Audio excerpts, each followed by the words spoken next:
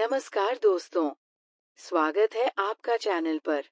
आज हम एक बहुत ही खास कहानी माता का आंचल पर चर्चा करेंगे, जो शिव पूजन सहाय द्वारा लिखी गई है। इस कहानी में हमें माता के स्नेह और बच्चों के मासूम रिश्ते को देखने को मिलता है। चलिए, इस प्यारी कहानी के बारे में जानते हैं। माता का आंचल पाठ के लेखक शिवपूजन सहाय जी हैं। इस कहानी में उन्होंने माता-पिता के अपार स्नेह, प्रेम और चिंता को बहुत ही सुंदर ढंग से व्यक्त किया है। लेखक ने अपने बचपन की स्मृतियों के माध्यम से ग्रामीण जीवन का जीवंत चित्रण किया है, जहां बच्चे विभिन्न प्रकार के खेलों में मस्त रहते हैं। साथ ही ग्रामीण परिवेश में प्रचलित लोकोक्तियों का भी अत्यंत रोचक प्रयोग किया गया है, जिससे कहानी और भी प्रभावशाली बन जाती है। कहानी का केंद्र भले ही पिता पुत्र के प्रेम पर हो, लेकिन अंत में ये मातृ प्रेम की महानता को दर्शाती है। ये संदेश देती है कि भले ही एक पिता अपने बच्चे को दुनिया की सारी खुशियां दे सकता है, परंतु सुरक्षा, अपनापन और शांति का वास्तविक अनुभव केवल माँ के आंचल में ही संभव है। मातृत्व की इस अद्वितीय भावना को लेखक ने अत्यंत संवेदनशीलता और भावुकता के साथ प्रस्तुत किया है, जो पाठकों के हृदय को गहराई से छू जाती है। शिवपूजन सहाय के बचपन का नाम तारकेश्वरनाथ था, लेकिन उनके पिता स्नेहपूर्वक उन्हें भोलानाथ कहकर पुकारते थे। भोलानाथ भी अपने पिता को बाबूजी और माँ को मैया कहा करते थे। उनका बचपन अपने मित्रों के साथ खेल-कूद और मस्ती में बीतता, लेकिन पिता के प्रति उनका विशेष लगाव था। बाबूजी न केवल भोलानाथ को अपने साथ सुलाते, बल्कि सुबह जल्दी उठाकर स्नान कराते और पूजा अर्चना में भी शामिल करते थे। पिता का ये प्रेम और अनुशासन उनके जीवन का अभिन्न हिस्सा था। बचपन में मिली ये सीख और संस्कार आगे चलकर उनके व्यक्तित्व में गहराई से रच बस गए। जब बाबूजी भोलानाथ को तिलक लगाने लगते, तो वो शरारत करने लगते और उन्हें खूब परेशान करते। लेकिन जब बाबूजी थोड़ा प्यार और डांट के मिश्रण से तिलक लगा ही देते, तो भोलानाथ का चेहरा बम भोला जैसा लगने लगता। इसी कारण से बाबूजी उन्हें भोलानाथ कहकर पुकारते थे। भोलानाथ को अपने पिता के पास बैठना बहुत पसंद था। जब बाबूजी रामायण का पाठ करते, तो वह उनके बगल में बैठकर आईने में अपना प्रतिबिंब देखने में मग्न हो जाते और खुश होते। मगर जैसे ही बाबूजी की नजर उन पर पड़ती, तो वो शर्माकर मुस्कुराते हुए आईना नीचे रख देते। ये मासूमियत देखकर बाबूजी भी मुस्कुरा उठते और पिता पुत्र के बीच का ये स्नेहपूर्ण रिश्ता और मजबूत हो जाता। पूजा अर्चना के बाद भोलानाथ के बाबूजी अपनी मोटी कॉपी पर 1000 बार राम नाम लिखते थे। इसके बाद छोटे छोटे कागजों पर 500 बार राम नाम अंकित कर उन पर्चियों में आटे की छोटी छोटी गोलियां लपेटते और गंगा जी में मछलियों को खिलाने जाते थे। भोलानाथ के लिए ये समय बेहद खास होता। वह बाबूजी के कंधे पर बैठकर गंगा जी तक जाते और खुद अपने नन्हे हाथों से आटे की गोलियां मछलियों को खिलाते। ये न सिर्फ उनके बचपन का प्रिय अनुभव था, बल्कि इससे उन्हें भक्ति और प्रकृति के प्रति प्रेम का गहरा एहसास भी मिलता था। गंगा जी से लौटने के बाद भोलानाथ अपने बाबूजी के साथ रास्ते भर मस्ती करते हुए घर आते और फिर सबके साथ मिलकर भोजन करते।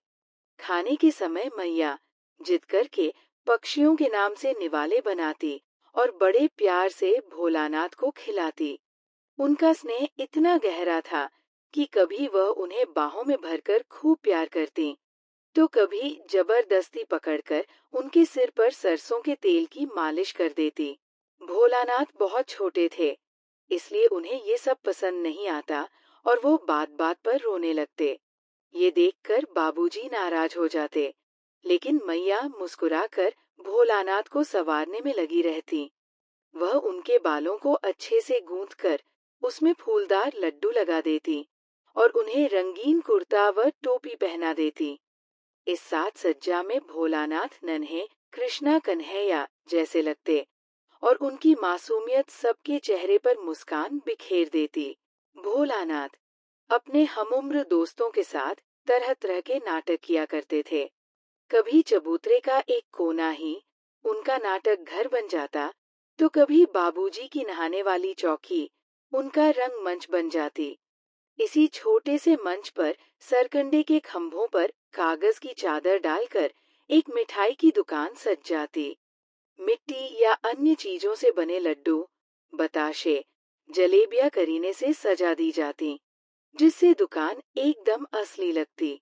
खेल में और जान डालने के लिए बच्चे जस्ते के छोटे छोटे टुकड़ों के सिक्के बनाते और फिर खरीदार और दुकानदार की भूमिका निभाते हुए मिठाइयों की खरीद बिक्री करने लगते।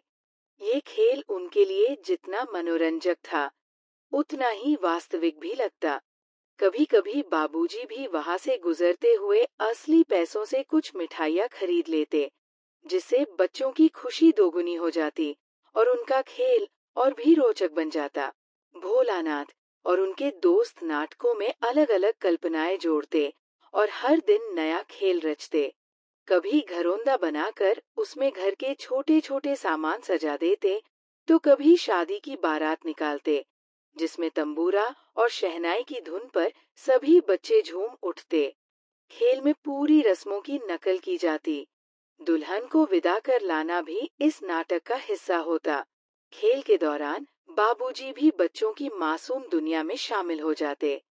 कभी मजाक में दुल्हन का घूंघट उठा लेते, तो सभी बच्चे शर्मा कर हंसते हुए भाग जाते। ये देखकर बाबूजी भी खिलखिला उठते और बच्चों के खेलों में पूरा आनंद लेते। उनका ये अपनापन बच्चों की दुनिया को और भी रंगीन बना देता था। आम की फसल के दौरान जब आंधी चलती, तो बहुत से आम पेड़ों से गिर जाते और बच्चे उन्हें उठाने के लिए दौड़ पड़ते। एक दिन जब सभी बच्चे बाग में खेल रहे थे, अचानक जोरों से आंधी आई। बादलों ने आकाश को ढक लिया और फिर मूसलाधार बारिश शुरू हो गई। बारिश के बाद बाग के चारों ओर बिच्छू निकल आए, जिन्हें देखकर बच्चे डर के मारे इधर-उधर भागने लगे। भागते भागते रास्ते में मूसन तिवारी से सामना हो गया। भोलानाथ के दोस्त बैजू ने उन्हें चिढ़ा दिया और फिर बाकी बच्चों ने भी बैजू की देखा देखी उन्हें चिढ़ाना शुरू कर दिया। ये देखकर मूसन तिवारी गुस्से से आग बबूला हो गए और सीधे पाठशाला जाकर गुरुजी से शिकायत कर दी। गुरुजी ने सभी बच्चों को पकड़कर स्कूल लाने का आदेश दिया और जब उन्हें पाठशाला लाया गया, तो भोलानाथ समेत सभी दोस्तों की खूब पिटाई हुई। जब बाबूजी को इस घटना की खबर मिली, तो वह भागे भागे पाठशाला पहुंचे। जैसे ही भोलानाथ ने बाबूजी को देखा, वह रोते हुए उनकी गोद में चढ़ गए और अपने आंसुओं से बाबूजी का कंधा भिगो दिया। बाबूजी ने गुरुजी से विनती करके भोलानाथ को घर ले जाने की अनुमति ले ली। पिता की गोद में आते ही भोलानाथ को सुकून मिला और एक बार फिर माँ के आंचल की तरह पिता का स्नेह उन्हें हर दर्द से राहत देने लगा। भोलानाथ काफी देर तक बाबूजी की गोद में सिसकते रहे, लेकिन जैसे ही रास्ते में अपनी मित्र मंडली को देखा, उनका सारा रोना पल भर में गायब हो गया। वह तुरंत दोस्तों के साथ खेलने की जिद करने लगे।